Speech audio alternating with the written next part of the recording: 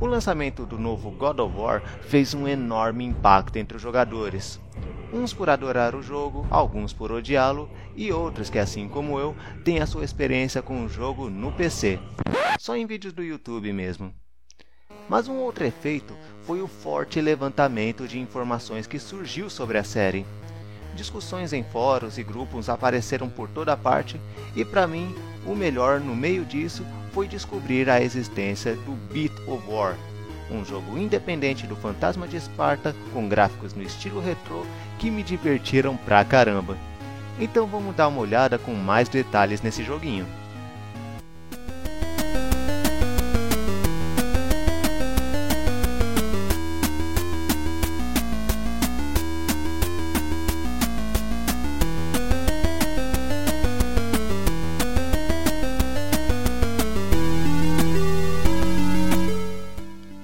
Beat of War foi lançado em março de 2012 pela Homemade Games, um estúdio independente que parece ser familiar. Digo isso porque a equipe listada no site tem 7 pessoas. Dessas, 3 têm o sobrenome Holmes, tipo Sherlock Holmes mesmo. E a partir disso, você já deve ter percebido que o nome do estúdio vem desse sobrenome. Fora que a pronúncia parece muito com Homemade Games, que significa jogos feitos em casa. E eu achei esse trocadilho muito legal. Tá até na logo do estúdio, é muito maneiro. Agora, falando do jogo em si, a história começa no que seria o início do God of War 3, a escalada de Kratos no Monte Olimpo. E sim, eu falo Kratos em lugar de Kratos. Mas seguindo com a história, aqui ele chega ao topo do Olimpo, enfrenta Zeus e o derrota.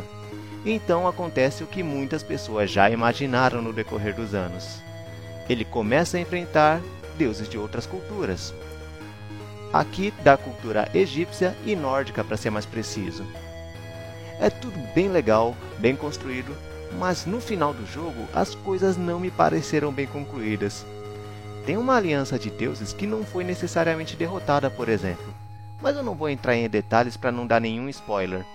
Mas de todo modo, a história se desenvolve de um jeito muito legal e não dá para dizer se as pontas soltas são propositais ou se foram algum descuido, já que o que eu observei dá margem para uma eventual continuação, mas vai saber, né? Já a jogabilidade é bastante equilibrada. Não existe um pulo duplo e existe um único ataque padrão que é feito usando as lâminas de Atena. E sim, no manual do jogo informa que são mesmo as lâminas de Atena, mas os fãs poderiam perceber isso facilmente, já que tecnicamente a história dá continuidade aos eventos do final do God of War 2, ignorando completamente o que aconteceu em God of War 3, então não acontece a troca de espadas. Enfim, ele também pode defender alguns ataques inimigos usando o Golden Fierce, basta pressionar a seta para baixo para isso. E essa dica é bastante importante porque eu passei mais da metade do jogo sofrendo com projéteis dos inimigos porque não sabia que dava para defender. Fora isso, ele começa o jogo com a magia Medusa's Gaze e adquire as demais ao derrotar os chefes. E vale a pena comentar que também aparecem as asas de Ícaro no jogo, mas só durante algumas cutscenes. E no começo me pareceu que as lâminas de Atena tornariam um jogo fácil demais, já que o alcance delas é bastante longo, mas a coisa não é bem assim. A dificuldade do jogo ficou bastante equilibrada e o posicionamento, o comportamento dos inimigos nos impede de avançar sem pensar. Então, se você sair correndo por aí, é morte certa. A mecânica das magias é bem parecida com o que temos na trilogia original.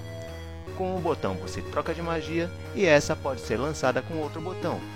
Cada magia consome uma quantidade diferente da barra de mana, que claro, é a barra azul embaixo da barra verde de vida, e que pode ser recuperada apenas com os baús espalhados pela fase. Uma diferença que vale comentar é a completa ausência de orbes vermelhos no jogo. Portanto, as armas e magias não podem ser melhoradas. Isso faz todo sentido porque o jogo é bem curtinho.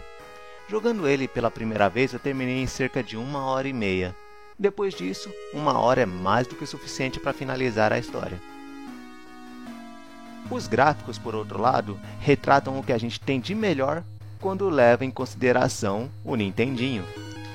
Os personagens pixelados fazem parecer que o jogo poderia ter sido feito no console de 8 bits da Nintendo. Só que a versão do Windows pesa cerca de 100 MB, então não deve ser bem o caso. Ah, e os cenários também fazem uma boa referência ao que temos no NES. São bonitos, simplistas e variados, e o mesmo também serve para os inimigos. Só para me aprofundar um pouquinho mais na questão dos inimigos, existem basicamente 4 tipos. Os arqueiros, que podem te atacar à distância e têm pouca vida. Os soldados, que te atacam de perto e são um pouco mais resistentes. Os berserkers, que te atacam de perto e são muito resistentes. E por fim, os inimigos voadores, que te atacam pelo ar e são bastante frágeis. Na questão da trilha sonora, vale a pena abrir alguns parênteses. Em meu computador, eu uso Debian Linux como sistema operacional principal. Como o jogo foi desenvolvido para Windows, eu tive que usar um programa chamado Wine para executar o jogo. E no geral a coisa correu bem, mas a trilha sonora ficou quase que completamente ausente. Só apareceu em 2 cutscenes e deu para ver que eram bem legais. Depois, rodando no Windows, foi tudo funcionando sem problema. Então deu para ver que o jogo tem aquele estilo clássico de chiptunes geradas nos sintetizadores de som que eram usados nos videogames na época. Então ficou bastante legal e combinou muito com o jogo. Outro ponto é que essa trilha sonora não estava disponível para ser ouvida isoladamente. Então eu ouvi primeiro dentro do jogo com todos os efeitos dos golpes e tudo mais, mas depois eu decidi entrar em contato com o desenvolvedor para conseguir a trilha. Ele foi muito solícito e muito rápido para me disponibilizar os arquivos originais de áudio. E disse também que disponibilizaria para o público em geral. E assim que ele fizer isso, o link vai ficar aí na descrição do vídeo. Se bem que eu não sei exatamente com quem eu falei. E como fiquei com vergonha de perguntar, então fica aqui o meu muito obrigado para toda a equipe da Homemade Games. Agora, continuando, existe também um modo Gauntlet, que é basicamente um boss rush. Aqui você enfrenta todos os chefes e algumas hordas de inimigos, e o objetivo, além de sobreviver, é terminar no menor tempo possível. Mas como nesse modo você enfrenta todos os chefes e inimigos do jogo, é bom experimentar só depois de terminar a história, senão você vai tomar alguns spoilers do jogo. Ficou bastante óbvio que houve muito cuidado com o jogo. Afinal, o resultado ficou excelente. Se for para apontar um defeito, é a falta de suporte nativa a controles. Como eu sou terrível para jogar com mouse e teclado, eu tive que usar o programa Joy2Key para conseguir jogar com controle. Inclusive, o desenvolvedor do jogo recomenda isso na documentação. Então, feito isso, não existe problema algum. Então, para resumir, o Beat of War é um jogo competente que entrega uma experiência divertida, com um desafio bem balanceado, um enredo bem trabalhado e gráficos bastante agradáveis. E antes que eu me esqueça, tem um minigame com um Quick Time Event que é a marca da série. E eu não tô falando daquele das lutas.